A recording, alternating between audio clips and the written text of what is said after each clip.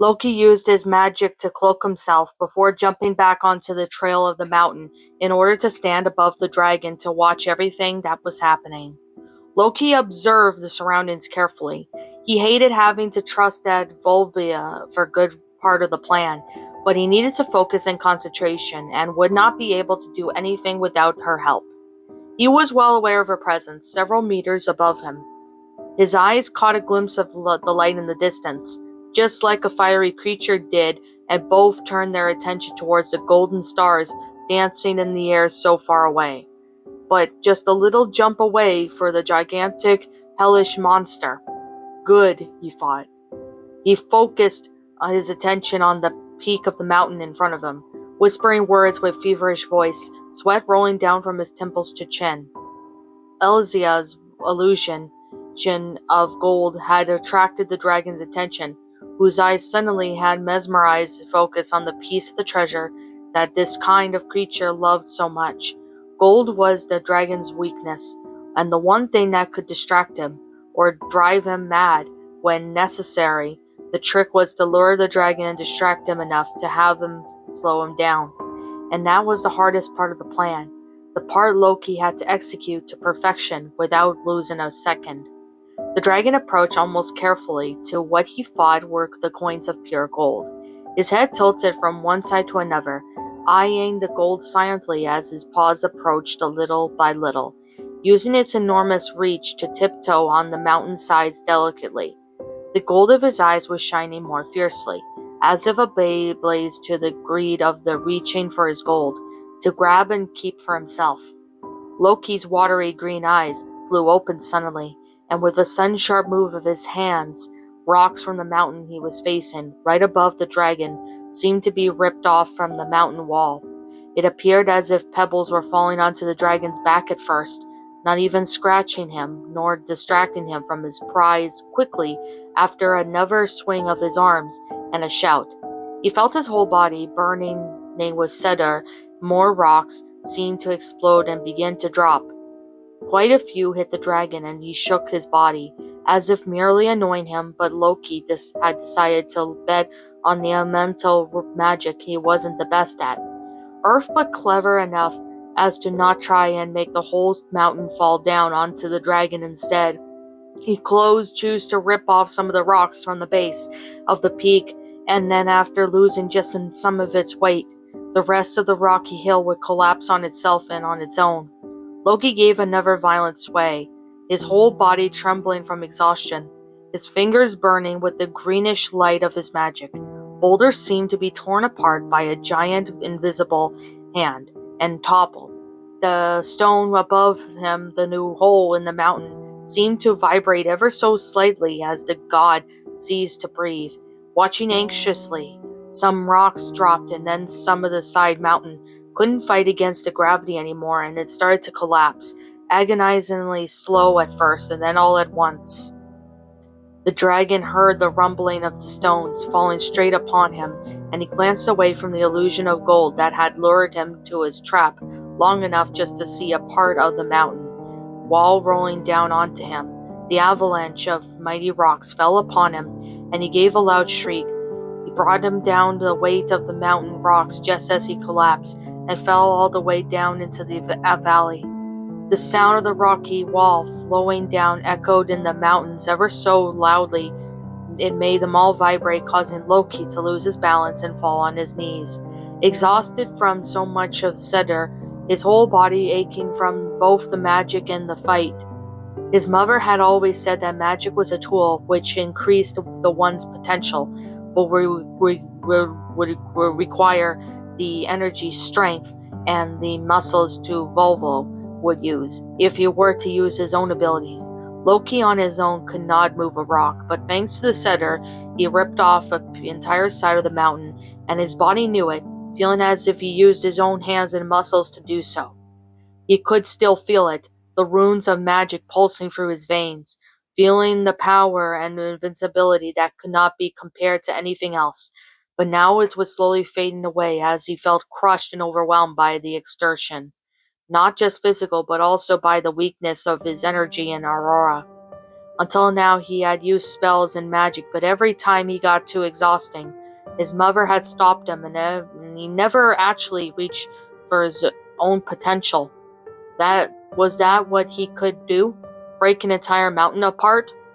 His vision became blurry as he wavered on his knees, his body throbbing from pain and exhaustion. Then suddenly the raging shriek of the dragon had been buried under tons of rock resonated again, making his body jump in fear and shock. His eyes widened and watched dreadfully at the side of the mountain. He worked so hard to bring down, move the bottom of the valley. Soon enough, the dark red creature moved a and paw, then a wing, and finally its head, along with the rest of its body, emerged, screeching and boiling in fury. Loki wanted to try something, but he wasn't even able to move a finger when the dragon rose, looking like an angel of death with its own wings spread into the air so terrifyingly. The creature turned around. His golden, cold, and wrath gaze looked straight into the god of mischief's soul, straight back through his green eyes' panicked ones. He acted so quickly. The god barely even had time to sink in a breath. That urge of claws hit the mountain so violently it exploded. Loki tried to cover his head with his arms to protect himself with the magical shield, but he was too weak. He had used too much energy trying to bury the dragon to no prevail, considering it to be angered him more than before. Then his head was struck by a rock and he fell into unconsciousness. His ears were whizzing and his head throbbed. He wanted to move, but his body ached and was sorer than he could remember. He had never felt so much pain, and he wondered why Asa hasn't used her magic on his body already. His heart started to beat heavily against his chest, suddenly feeling fearful and lonely. Why was he in pain? Was he alone? Wasn't there anyone with him? His mother would hold his hand and would be asking him to wake up if he was injured. Surely Thor would stick around and grunt, right?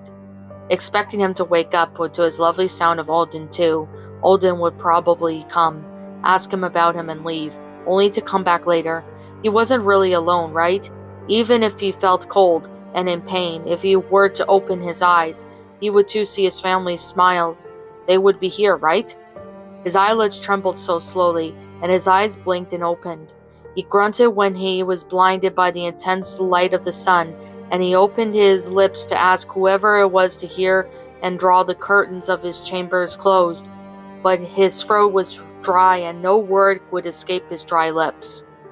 He felt a fresh wet cloth on his forehead, tapping lightly to draw away the pain and fever ever so slightly. Delicately, if it scared to hurt him, a soft cloth moved onto his cheeks, then over his lips, before going back to his forehead. He sighed in relief lightly, the touch of his mother reassuring and comforting. He wanted to fall back asleep, but as soon as he let his consciousness give up, images flashed before the light and the fire behind his eyelids. He shook and breathed harder, seeing his brother fall onto his knees, in mud, his flank injured by a poisoned dagger. He heard the roaring of the dragon and felt the heat of its fire before seeing the landscapes of Jotunheim toggling along the red-scaled creature. He gasped trying to breathe, but the flashes of his injured brother of Jotunheim, the dragon, and a mountain falling on him kept appearing in his mind, becoming more and more vivid each time. He suddenly yelped, opening his eyes in wide fear, his lips letting out a breathless no, escape. He tried to sit up, firm hands rested on his shoulders, pushing him back down onto the cold, hard ground. He closed his eyes again, feeling the tears stinging behind his eyelids, but he fought them off. Everything came rushing back to his mind. His injured brother, the threat of war against the Jotunheims, his mission to teach Odgard, and the dragon. Death? He was in too much pain to be in Helm or Valhalla. He then felt someone lift up his head and bring water to his lips, forcing him to drink. At first he felt almost relieved when he felt blinded by the bright sun and deaf from the hammering of his lost, scared heart against his chest, but then he reacted. He suddenly threw himself away from the person who had held him, and he stared with wide eyes at Elsia, who didn't appear to be disturbed by his reaction. He tried to move but fell on his elbows, breathing hard and looking away, strands of black messy hair falling on his face, his eyes fixated on the dusty ground for a long moment. He wasn't with his family. He was on a mission to save them and make them proud. "How do you feel?" Alcia asked.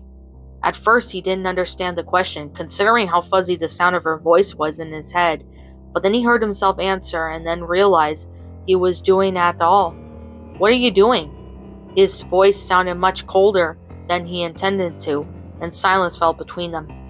Accustomed once again to the light and sound without having his head throbbing enough that he would gladly hit himself with Monjoner, he sat up. His body ached, sore and stiff, from the amount of energy and strength it took him to display so much elemental magic to move those rocks and break that mountain. All for nothing, but merely annoying the dragon. His eyes widened as he realized how silent it was, and he looked up, glancing around feverishly. The dragon. His voice trailed off, and he was surprised to see that they were in plain sight, in the middle of the mountains, facing one that now had a huge part of his side gone, fallen to the crumbles of the valley. "He was more injured than we thought. He flew away after hitting this mountain one last time," she explained. He looked back at her, wondering why she had stayed by his side for hours, considering the position of the sun in the sky.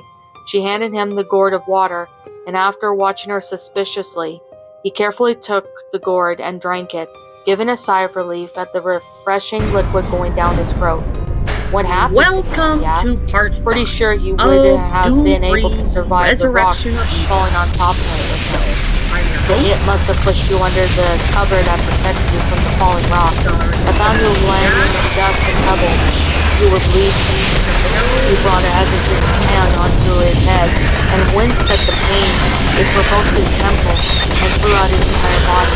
He definitely wasn't a fan of the notion of pain. "Don't touch it.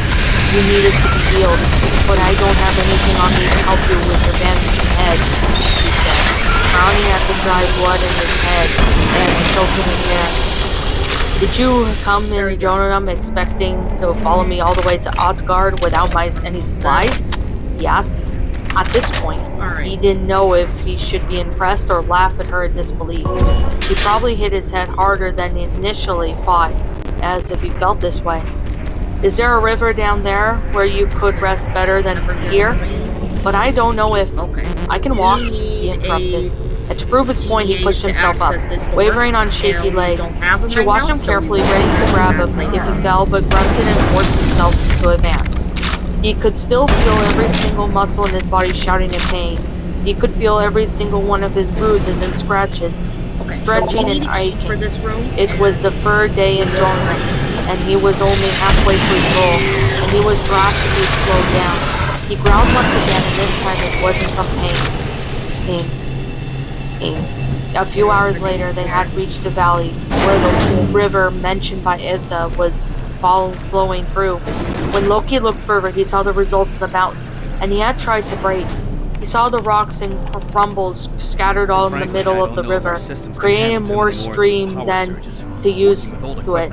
He would have struggled if his body wasn't hurting so much. He knelt down next to the river and filled his gourd, drinking it before glancing at the girl who was washing her hands and forearms from the dust and sweat. He stared at her for so long, she finally felt his gaze on her and looked up.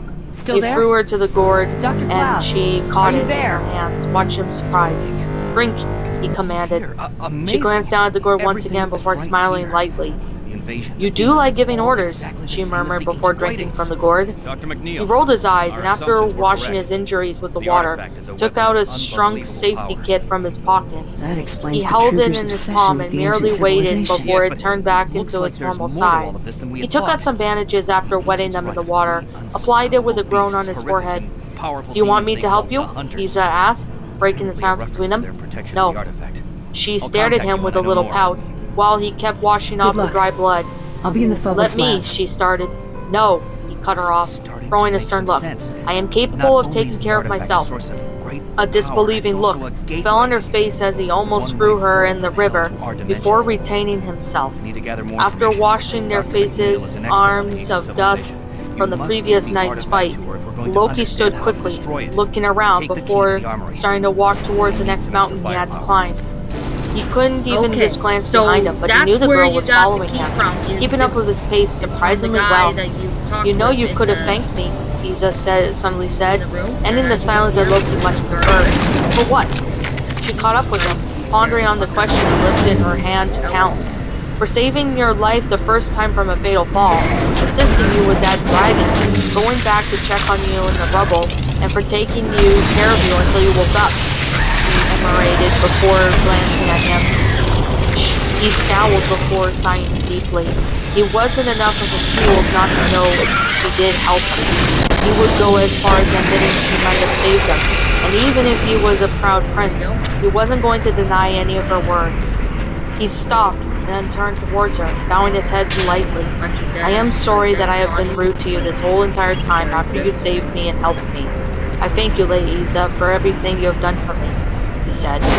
Her lips opened and her eyes wide, shocked by the words and the sudden honesty emanating from him. But I don't require anyone to help me, he added before straightening them, but keeping eye contact.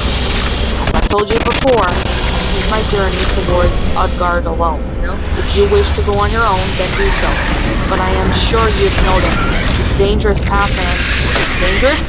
I love danger, she exclaimed, completely ignoring him. He frowned, unsure of what to say after being silenced so suddenly by her voice. She looked around and smiled at the landscape. It's dangerous indeed, but isn't it exciting? Going on an adventure like this? She asked, glancing back at him. I am not sure His voice trailed off, but once again, as if he hasn't said anything at all, and she continued talking. It's not like that every day, and Asgard can be boring. I didn't have this much fun in so long, she exclaimed, taking a deep breath from the air of the mountains. He glanced around, not used to this kind of wild behavior from women. He didn't know what to think about her liking for adventures, but he thought he could disagree when she said that Asgard was boring. I can't protect you if you come along, he said, frowning slightly. I don't need your protection, so don't worry about me. I can take care of myself, she explained to Link, echoing words earlier. His lips parted, looking for words that would have convinced her to go back to Asgard. Plus, he added, drawing his attention back to her, I can't assure your protection either. I am a prince, he replied, offended she wouldn't beg to protect him for her life. She turned back towards her. Her expression had determined. No, you are not. Right here, right now. You are the only enemy of the mountain giants. Just like me, right now, you have to reach Utgard unhurt, which happens to be my goal as well. You might have the skills in center and fighting, but you can't know what lies ahead of you, perhaps. Something even more dangerous than a dragon, and you can't know if you won't need my help another time. She took a step forward, with her unwilled unbreakable, despite his intense gaze on her. Right here, right now, you and I are in the exact same situation, and we both need help. He stared at her for a long moment, knowing the titles are not. He was in danger every second of his place, but if he could use her help to survive and go back to Asgard as quickly as possible with the information he needed then, he would use her skills and foolish determination. As I told you before, if you want me or not, I will go to Asgard anyways, so let's just help each other. He frowned lightly, recalling the last time she kept on following him. Even after his words, she was too stubborn and determined to go back to Asgard anyway. He stared at her emerald eyes, and they were so mesmerizing, her full lips inviting. He smiled at her, as charming as a snake as ever. Let's just help each other then, he said, in a low, tempting voice. She seemed to react to the tone of his voice and threw him a hesitant glance, before her smiling widely and flushing lightly, her own eyes staring at him from head to toe with every satisfied look on her face. The company won't be too bothersome, I guess, she said before walking again. He observed her, perfectly aware of the effect he had on her. and she had on Whatever him. you do, But as long as he didn't have this information, he wouldn't let himself get distracted. Galatra was his new tool back in Asgard, if she survives the adventure, of course. You took the words right out of my mouth, he murmured to himself, with a smile before following her, slowly making their way towards Asgard through the mountains. What's up, my pretties? It's the Lion Queen here. I want to appreciate you all for tuning into this video, and I do appreciate you guys supporting my video by giving this video likes and stuff. If you really enjoyed this video, be sure to leave a like, comment and subscribe if you're new, ring the bell for notifications to when I upload so that way you guys will get updated for whenever I upload. If you want to follow me on Twitter or DeviantArt, feel free to leave a follow on those if you are interested in following me on those socials. If you want to support my backup channel, known as Miss Dark Shigo, feel free to subscribe to it, as a link to that will also be in the About page section. And with that being said, and that being the case, thank you so much for watching, my pretties, and as always, stay pretty.